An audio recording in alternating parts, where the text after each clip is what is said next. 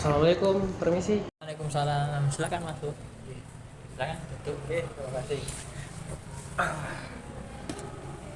Dengan Mas Zaki ya. Iya benar Mas Zaki. Oh iya. Sebelumnya perkenalkan saya Humam. Oke. Saya konselor yang dipercayakan untuk menemani Mas Zaki dalam kegiatan konseling pada kali ini. Siap. Nah, kalau boleh tahu Mas Zaki itu kesibukannya apa sekarang? Kebetulan saya sekarang lagi kuliah. Oh, lagi kuliah. Iya kuliah Kuliah di mana? di UIN. Di UIN. UIN itu apa? Universitas Maulana Malik Ibrahim. Benar. Di semester berapa sekarang?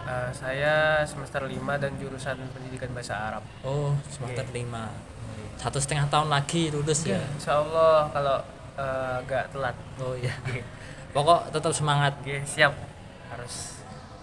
Harus semangat biar lulus tepat waktu. Oke, amin. Nah, jadi ini konseling yang akan kita lakukan yaitu konseling 15 sampai 12 menit dengan tenggat waktu seperti itu. Nah, sebelumnya apakah Mas Zaki sudah pernah melakukan konseling sebelumnya? Belum pernah. Belum pernah. pertama Jadi kali. datang ke sini itu atas saran orang lain atau kemauan sendiri? Untuk datang sini itu kemauan saya sendiri. Soalnya saya juga browsing kan Oh di iya. internet dan disarankan di tempat ini. Makanya saya kesini datang. Jadi lembaga konseling ini adalah layanan kepada klien yang sedang menghadapi masalah. Nah, untuk apa? Untuk menemukan jalan keluar yang terbaik atau yang sesuai dengan klien tersebut. Oke. Jadi mohon kerjasamanya dan saya di sini sebagai konselor yang akan menemani Mas Zaki dalam memecahkan masalah dalam hidup Mas Zaki saat ini. Jadi mohon Mas Zaki untuk selalu aktif dalam menjelaskan latar belakang dan masalahnya Mas Zaki agar saya dapat membantu Mas Zaki untuk mencari jalan keluar. Insya Allah saya akan terlibat aktif baik menjawab atau menceritakan. Tapi bisa dirahasiakan ya Pak ya ini ya. Oh iya, Mas Zaki jangan khawatir. Sebagai asas konseling sendiri itu adalah asas kerahasiaan. Jadi segala sesuatu yang Mas Zaki ceritakan itu akan kami jaga rahasianya sehingga tidak akan ada orang yang tahu di luar sana. Oke, Seperti siap. itu. Bisa dipahami ya Mas Oke, Zaki? paham. Mungkin bisa langsung dimulai ya konseling bisa. kita kali ini. Bisa.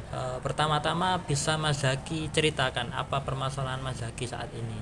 Ya untuk permasalahan sendiri saya itu akhir-akhir ini sangat sulit termotivasi dalam belajar gitu Oh Pak. begitu. Oke. Ya terus Dan saya juga akhir-akhir ini apa ya, sibuk karena selain kuliah saya juga punya pekerjaan sampingan. Dan iya. saya juga ikut organisasi-organisasi. Dan ya juga saya akui sih saya juga suka nongkrong sama teman-teman saya Nongkrong. untuk menghilangkan penat sih sebenarnya, walaupun sementara sih hilangnya.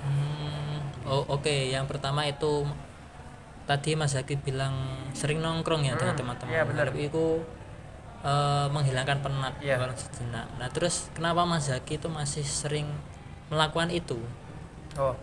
Sebenarnya selain menghilangkan penat, saya ingin apa ya, bergaul untuk meluaskan relasi saya begitu, sih. ya. Ya seperti itu.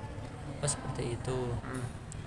Mungkin ada yang lain, Yang lain, alasan yang lain kenapa Yang Mas Zaki lain sering itu nongkrong? nggak ada sih, cuma untuk Oh itu ya, iya. pokok tujuan utamanya cuma itu. memperluas relasi tadi, untuk biar saya kalau setelah kuliah itu nyari kerjanya enak. Oh seperti itu.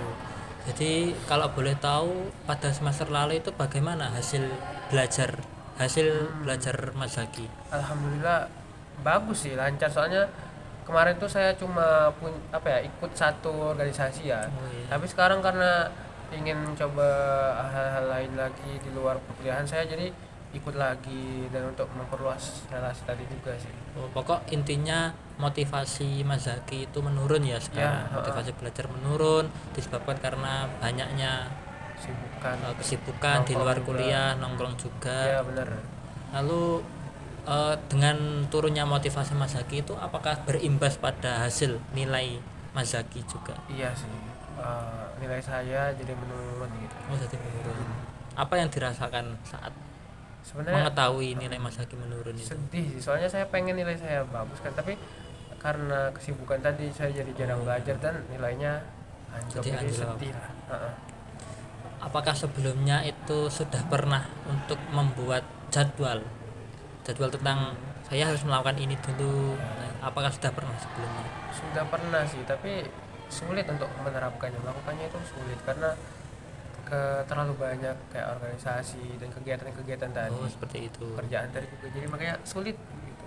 Jadi gini, Mas Zaki kan di sini sebagai mahasiswa, Ah, tujuan utamanya untuk belajar. belajar ya, Jadi apa yang diprioritaskan itu adalah segala sesuatu yang menunjang tentang akademiknya Mas Zaki sendiri. ya benar-benar. Jadi sekiranya ada kegiatan-kegiatan yang tidak menunjang akademik, mungkin bisa di drop out dulu atau bisa disisihkan dulu, didahulukan yang kegiatan belajar tersebut. Mungkin saran saya ketika membuat jadwal itu diprioritaskan utama dulu yang saya jelaskan tadi. Oh ya, akademik. Gitu ya. Bagaimana ide saya itu? Insya Allah nanti saya akan mencobanya, Pak. Oh ya. Nah, terus yang kedua itu masalah nongkrong tadi ya. Nah, bagaimana kalau nongkrong itu intensitasnya dikurangi, semisal kayak sebulan cuma 3 kali, 4 kali, itu bagaimana? Kalau untuk nongkrong sih rada sulit, Pak. Soalnya saya itu pengen bergaul dan ingin memperluas relasi tadi. Oh, seperti itu. Iya. Dari saya itu pengalaman saya juga seperti itu dulu. Jadi pas saat kuliah itu juga sama seperti Mas Zaki, nongkrong sana nongkrong sini, bahas sana bahas sini. Nah, akan tetapi itu semua itu ada titik pentingnya, yaitu tentang keseimbangan. Oh iya. Jadi segala sesuatu itu harus seimbang. Jangan sampai faktor satu itu mengalahkan faktor utama.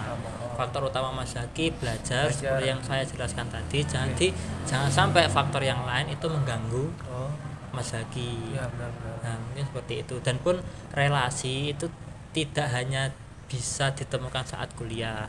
Setelah kuliah saja bisa tetap ditemukan relasi itu. Jadi kalau memang Mas Zaki keberatan ya untuk mengurangi intensitas ngopi nongkrong dengan teman-teman, mungkin yang diubah adalah kegiatan di dalam kopian itu atau kegiatan dalam angkringan itu yang semula membahas tentang tidak penting, ngobrol sana sini nggak berfaedah. Nah, mungkin alangkah baiknya itu untuk membicarakan atau membahas hal-hal yang terkait dengan pelajaran, misalnya berdiskusi ataupun mengerjakan tugas. Bagaimana jika seperti itu, Ya, Mas? nanti saya usahakan, Pak. Oh iya. Bismillah, bisa. Berhubung waktu konseling kita sudah hampir habis ya, bisa Mas Zaki simpulkan pembicaraan kita tadi? Mungkin kesimpulannya, saya sebagai mahasiswa yang tujuan awalnya itu belajar, jadi saya harus memfokuskan belajar itu tadi. Kalaupun mau ikut organisasi, itu pilih yang sekiranya menunjang akademik saya. Dan juga kalau nongkrong, mungkin saya bisa belajar nongkrongnya itu sambil belajar sama temen ya, seperti itu. Baik. Jadi seperti itu tadi. Sebelumnya saya akan memberi tugas kepada Mas Zaki ya untuk membuat schedule itu tadi dengan skala prioritas yang saya jelaskan tadi, dan juga coba Mas Zaki tulis aktivitas Mas Zaki selama 1 minggu itu apa. Jika tidak keberatan, Mas Zaki bisa kesini lagi untuk melakukan konseling lagi di minggu depan pada waktu dan hari yang sama, seperti itu. Nah, mungkin cukup sekian ya konseling yang saya berikan. Oke. Terima kasih nggih. Oh iya, sama-sama. Insya Allah saya sudah punya pencerahan lah. Ya, alhamdulillah. Baiklah kalau gitu saya pamit ya. Oh iya. Assalamualaikum. Waalaikumsalam.